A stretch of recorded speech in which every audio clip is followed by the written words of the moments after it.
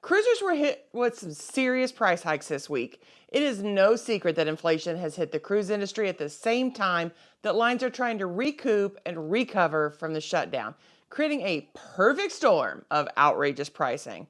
Plus, we're going to talk about one of the scariest stories for parents with small children. Ahoy travelers, it's Amy here with your weekly Cruise News Roundup and my thoughts on some of the biggest stories of the week, including a new ride that will cost you $1 a second to experience. Two of the biggest and most popular lines have had some serious price increases in the last week. Carnival raised prices on a couple of add-ons, one of which is their internet packages. I have been waiting to purchase one for our upcoming cruise in case there was a sale.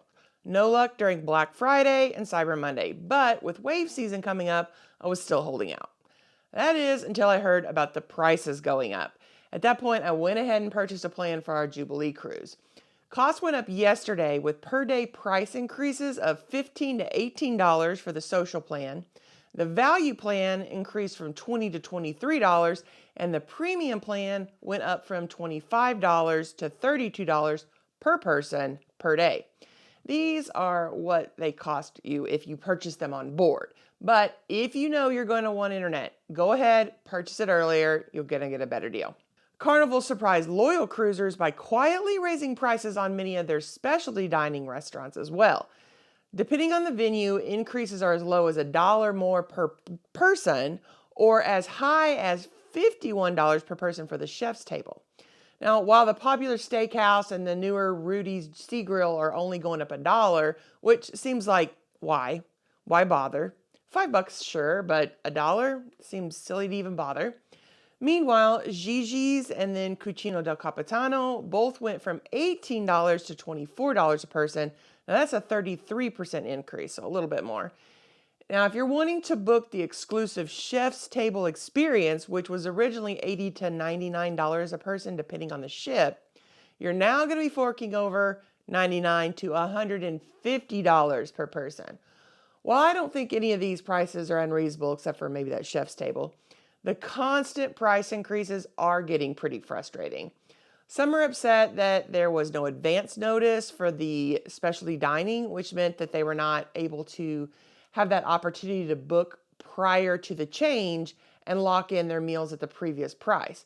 Usually there's some sort of notice, even if it's only like a week or two, a short notice, and that allows cruisers who are paying attention to go in and lock in pricing.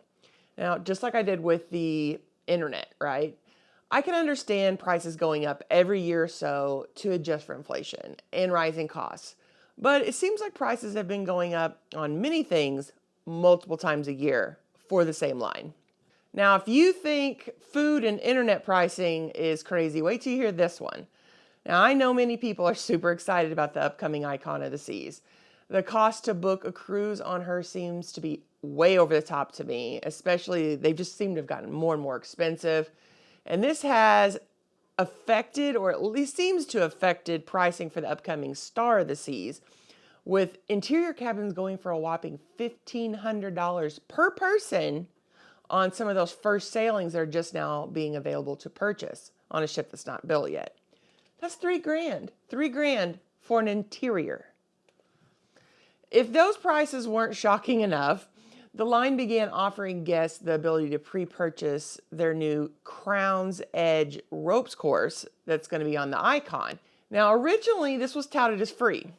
The line has since backtracked and is going to be charging $90 per person, well, $89.99, but that's essentially $90, for a 90-second ride. $90! So what do passengers get for that money? The new feature is described by Royal Caribbean as a fear-inducing challenge that's part skywalk, part ropes course, and part thrill ride. Well, it has a walkway that changes shapes and it drops out from underneath people, leaving passengers suspended 154 feet above the ocean at the end. Now, while this experience does seem pretty cool for those who like thrill rides, but to go from free to $90 is ridiculous. And those booked on the Icon are none too pleased. The line claims they decided that they were going to need to charge in order to keep lines under control. I guess they just were like, too many people are going to show up to do this. We just can't handle it. $90. $90 will do it. The crazy part is there's going to be people that are going to be willing to pay this cost. Just like every other cost increase we've seen. Will enough people be willing to fork over that kind of money that the line doesn't feel the need to adjust pricing to something a little bit more reasonable? That's the question. $90. Despite all the price increases the industry has seen over the last year or so, there have been no shortage of cruisers willing to book passage on ships. In fact, bookings are up. So for those who have thought that eventually these hikes would hit the cruise industry where it hurts, and they'd be forced to either reverse or at least stop the price hikes in order to bring cruisers back, are out of luck. It's capitalism, baby. Businesses will raise costs as much as the market will allow, and cruisers are definitely seeing that.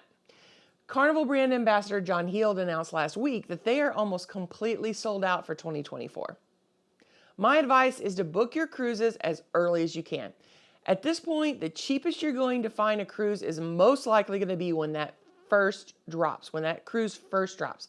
The reality is that lines have sales going every day, which doesn't really make them sales. It's just a variation on pricing. And with ships booking out months and even years in advance, waiting for a last minute deal may be getting harder and harder. Honestly, I think that many people are just still making up for those years that they were either forced to stay home, depending on where they lived. Thank the good Lord, I live in a place where we didn't even wear masks, let alone be told to stay home. Or people like us who just weren't given the opportunity to cruise or to go on vacations like they're used to. And these people they're ready to get out and they're willing to pay for it.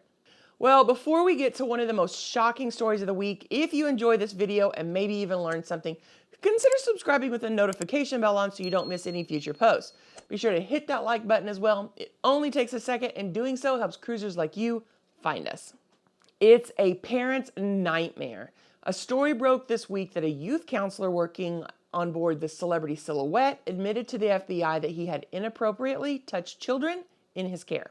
Filipino youth counselor Chris Castor was taken into custody after a 6-year-old told authorities that he had touched her inappropriately while she was enrolled in the ship's Camp at Sea program, Celebrity Kids at Sea, and this was during the ship's Thanksgiving cruise this year.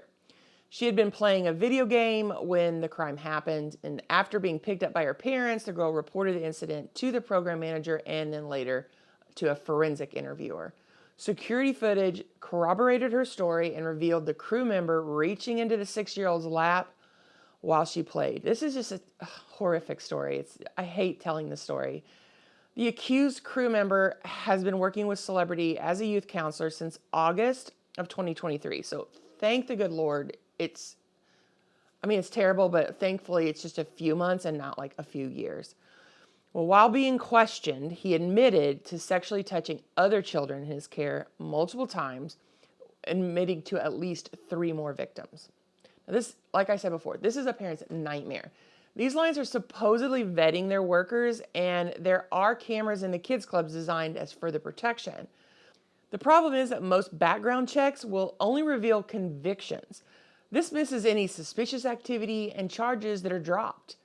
I work in law enforcement where the background checks are extensive and go far beyond checking someone's arrest record. Everyone I work with has someone assigned to them to question not just friends and family, but exes, past teachers, and more. They even questioned the wife of my high school boyfriend. And I started my job when I was in my late 30s, so they really went back for that. Maybe cruise lines need to be a little bit more thorough when vetting people who are going to be in charge of children. And they definitely need to make sure that no youth worker is ever alone with a child. What are your thoughts on this? Have you ever dropped your kids off at a kids club? If so, were you worried about the safety of your child? I still think cruise lines' kid clubs are safe for the most part. This is the first story I've heard about something like this happening. But I do completely understand why parents wouldn't want to leave their kids with strangers, any strangers, no matter what. Now, I don't want to end on such a dismal note. That story's rough. So let's talk about Christmas. Have you gotten all your Christmas gifts purchased? Now, I've gotten all the big presents bought, and I just need to get some stocking stuffers and small things that I'll have to go to the store and get. I haven't wrapped a thing at all, though, and I'm hoping to get some of that done this weekend. I love having presents under the tree. Pretty particular about my wrapping paper as well, because I feel like the presents under the tree are part of my Christmas decorations. I like to have the wrapping paper coordinate with my tree, so I have several different sets of ornaments that I might decorate my tree with. The last few years I've been using my glass ornaments, but I do have a set of Victorian ornaments that I love and a set of traditional ornaments, which are basically these nostalgic ones that harken back to like the 50s. Neither of which are actually that old, unfortunately, although I would love to start collecting antique ornaments. I think that's something I'm really going to start looking into. I wish I could put up multiple trees so I could show off all my ornaments, but I live in a very small house. I just don't have the room. So my question for you is, how many trees do you put up? And what do you think about the wrapping paper? Should it match? Does it matter? Let me know. Are you ready for more information on cruising? Why not stick around and check out this video on Christmas cruises, and then come back for more information designed to help you have an amazing cruise. Have a blessed week, everyone.